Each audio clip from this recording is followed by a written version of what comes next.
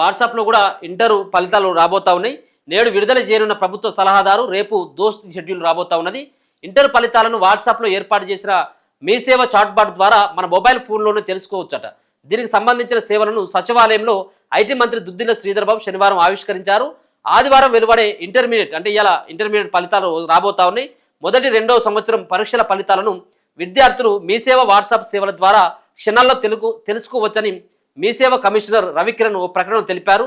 దానికోసం విద్యార్థులు 8096958096 నెంబర్ను మీ సేవ తెలంగాణ పేరుతో సేవ్ చేసుకొని ఆ నెంబర్కు వాట్సాప్ నుంచి హాయ్ అని మెసేజ్ పంపాలట.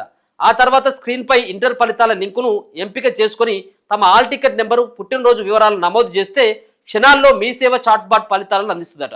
కాగా ఇంటర్ ప్రథమ ద్వితీయ సంవత్సరం ఫలితాలు ఆదివారం వెలువడనున్నాయి. ఉదయం 11 గంటలకు ఇంటర్మీడియట్ బోర్డు కార్యాలయంలో నిర్వహించనున్న కార్యక్రమంలో ప్రభుత్వ సలహాదారు కేశవరావు ఫలితాలు విడుదల చేస్తారని ఇంటర్ బోర్డు కార్యదర్శి కృష్ణాదిత్య తెలపడం జరిగింది.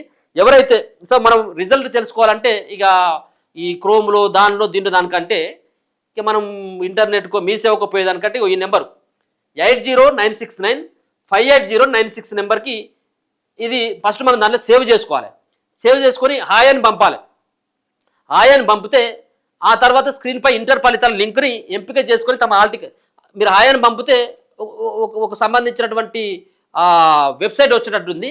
సో హాయ్ అని పంపిన తర్వాత దాన్ని ఓపెన్ చేస్తే దాంట్లో మీ డేట్ ఆఫ్ బర్త్ అండ్ మీ హాల్ టికెట్ కనుక మీరు నమోదు చేసి మీరు ఎంటర్ కొట్టేటట్టు ఉంటే ఇమీడియట్గా మీకు సంబంధించినటువంటి డీటెయిల్స్ మీకు సంబంధించినటువంటి రిజల్ట్స్ అంతా కూడా మీ కళ్ళ ముందటే ఉంటుంది. అంటే వాట్సాప్ ద్వారా ఒక వినూత్నమైనటువంటి ఒక ప్రయత్నం ఇంటర్ ఫలితాలకు సంబంధించినటువంటిది ఇలా తెలంగాణ రాష్ట్ర సర్కారు తీసుకురావడం జరిగింది. ప్రభుత్వ సలహాదారు విడుదల చేయబోతా ఉన్నారట ఈ ఫలితాలను.